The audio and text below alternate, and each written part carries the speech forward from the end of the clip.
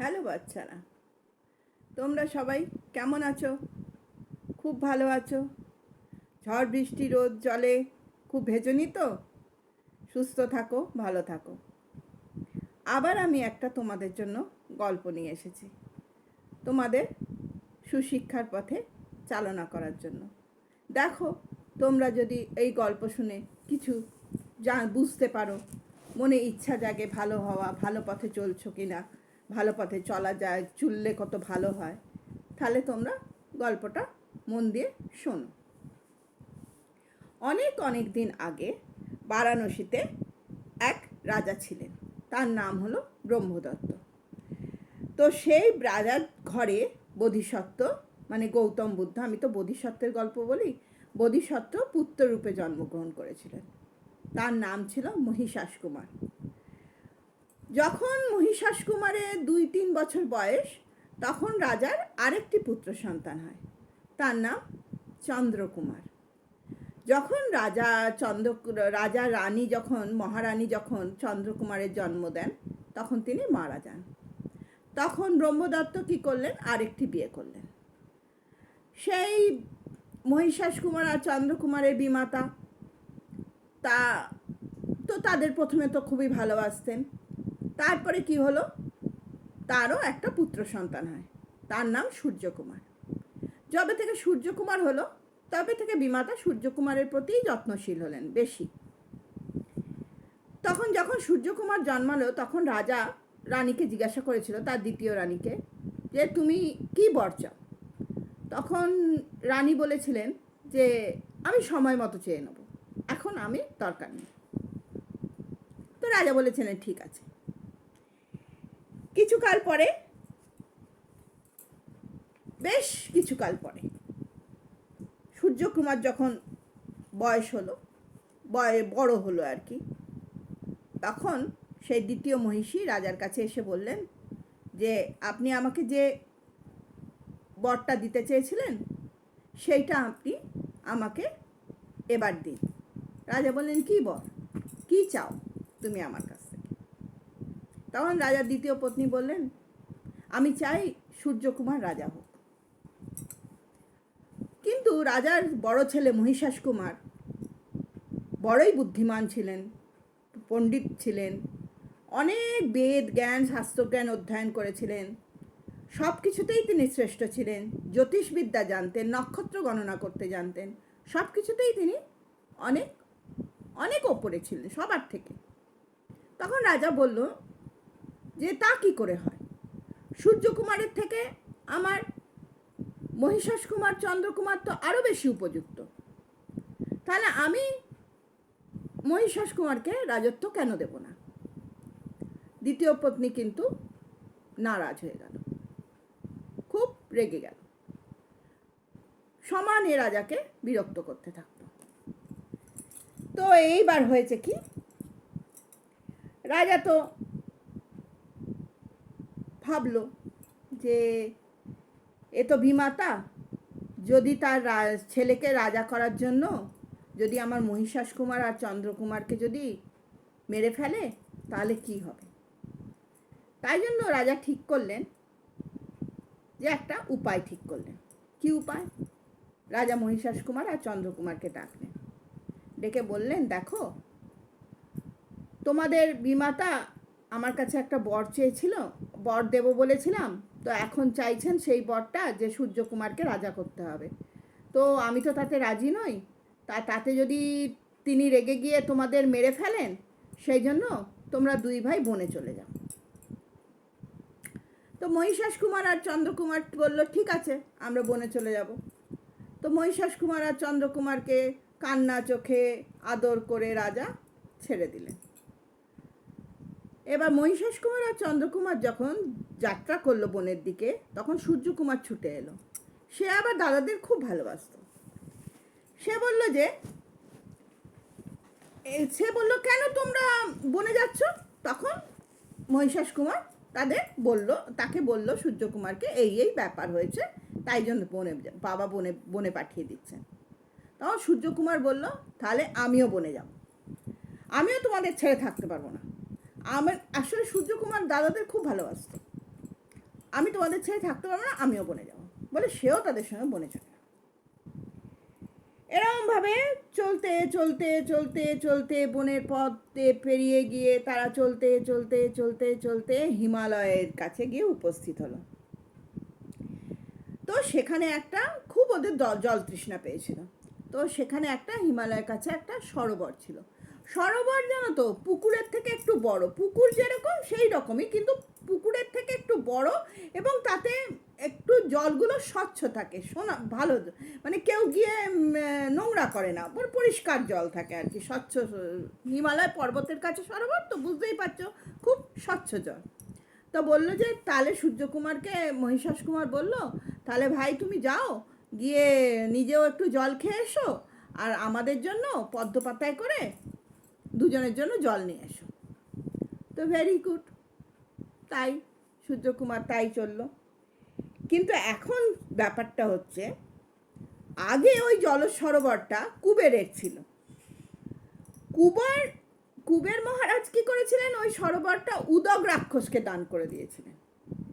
উদক রাক্ষসকে দান করে দিয়ে বলেছিলেন যে দেখো, সরোবরের ধারে যদি কেউ দাঁড়িয়ে থাকে তুমি তাকে খেতে পাবে না, যদি সরোবরের জলে কেউ নামে তুমি তাকে যদি দেব ধর্ম কি জিজ্ঞাসা করো, সে যদি সঠিক উত্তর দেয় তাহলেও তুমি খেতে পাবে না, কিন্তু দেব ধর্ম কি সেটা যদি সে না জানে তাহলে তুমি তাকে খেতে পারবে। উদক রাক্ষস ভাবলো ঠিক আছে। তো এরম করে উদক রাক্ষস অনেক লোককে খেয়েছে, কারণ দেব ধর্ম কি অনেকেই জানে না। তো সূর্যকুমারও গেল, সরোবরে নামলো, তখন উদক রাক্ষস বেরোলো, বলল তুমি আমার সরোবরে নেমেছ, এবার আমি একমাত্র তোমাকে বাঁচাতে পারি যদি তুমি বলো দেব ধর্ম কি। দেব ধর্ম সূর্যকুমার বলল জানি বই কি, সূর্য চন্দ্র দুই দেবতা, ওই দেব ধর্ম। বলল তুমি কিছুই জানো না, এটা দেব ধর্ম নয়, অতএব আমি তোমাকে খেয়ে ফেলবো, বলে তাকে টেনে নিয়ে জলের তলায় তার নিজের নগরের ঘরের মধ্যে, একটা ঘরের মধ্যে বন্ধ করে রেখে দিল, পরে খাবে, আবদ্ধ করে বন্ধ করে রেখে দিল। এবার সূর্যকুমারের অনেক দেরি হচ্ছে, তো তার দেরি হতে দেখে তখন মহিষাস কুমার চন্দ্রকুমারকে পাঠালো। চন্দ্রকুমারকে দেখে চন্দ্রকুমার যখন জলের ধারে গেল, তখন উদক রাক্ষস তাকেও সেইভাবে জিজ্ঞাসা করলো। তখন উদক রাক্ষস জিজ্ঞাসা করলো যে, চন্দ্রকুমার বলল দিক চতুষ্টয়, মানে চারটে দিক হলো দেব ধর্ম বিশিষ্ট, আমাদের যে পূর্ব পশ্চিম উত্তর দক্ষিণ চারটে দিক আছে, এটাই হচ্ছে দেব ধর্ম বিশিষ্ট। তখন রাক্ষস বলল না তুমি জানো না, তোমাকেও আমি খেয়ে ফেলবো, বলে তাকেও গভীর জলে টেনে নিয়ে গিয়ে সেই ঘরে আবদ্ধ করে রেখে দিল। এবার মহিষাস কুমার দেখলো চন্দ্রকুমার আসছে না, সূর্যকুমার আসছে না, তখন সে ওই গভীর সরোবরের দিকে যাত্রা করল। সরোবরের কাছে এসে দেখলো যে জলে নামার পায়ের ছাপ আছে, কিন্তু জল থেকে উঠে আসার পায়ের ছাপ নেই। তখন সে কি করলো, জলে নামলো না, সরোবরের ধারে দাঁড়িয়ে রইল।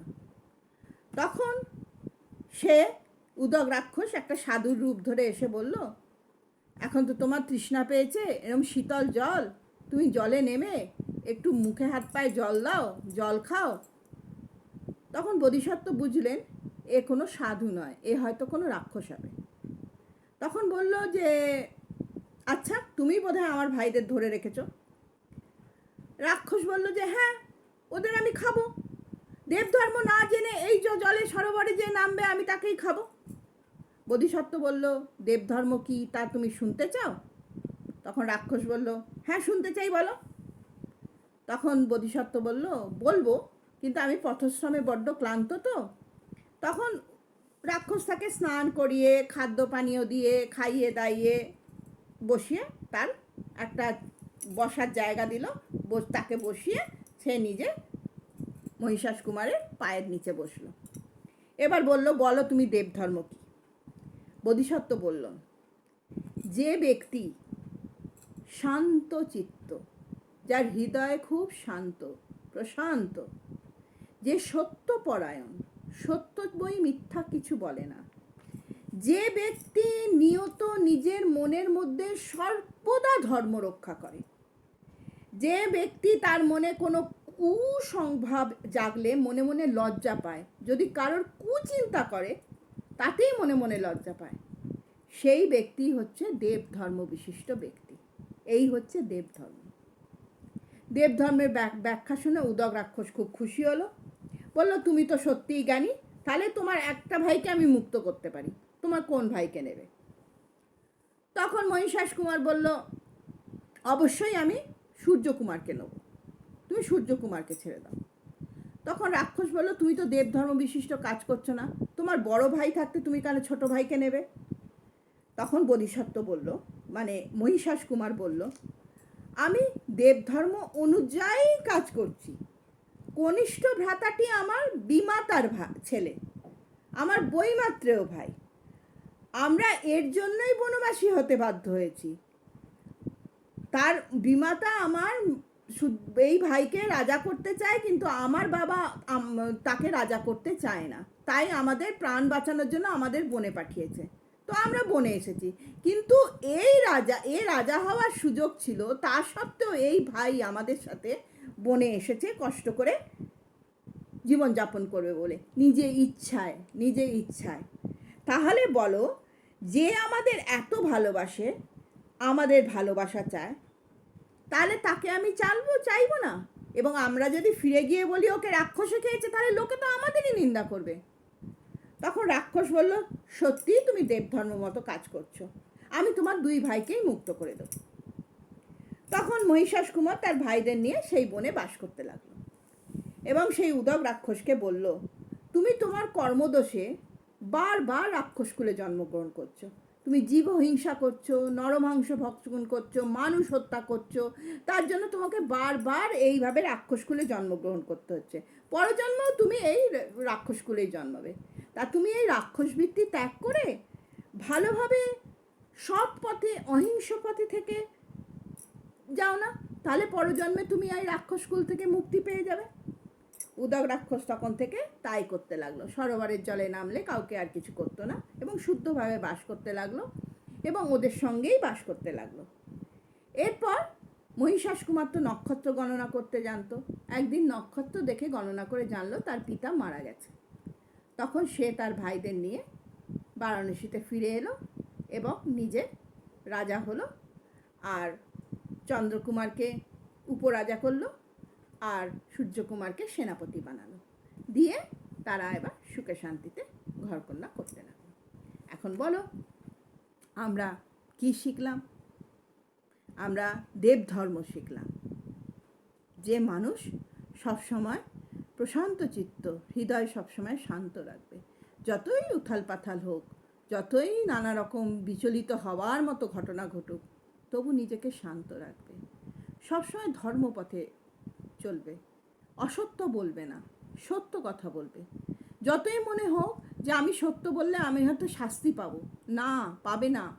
সত্য বলো, সত্য বললে সামনের জন যাকে সত্য বলছো সে কিছুটা স্তম্ভিত হবে, সে কিছুটা অবাক হবে এবং শেষে ভালোবাসবে যে তুমি সত্য বলেছ। মিথ্যার পর মিথ্যা, মিথ্যা একটা বললে তারপরে আরও মিথ্যা, আরও মিথ্যা, আরও মিথ্যা, আরও মিথ্যা, এরম করতে করতে একদিন ধরা পড়ে গেলে জানবে যখন তুমি মিথ্যা বলেছ তখন তুমি শাস্তি পাবে।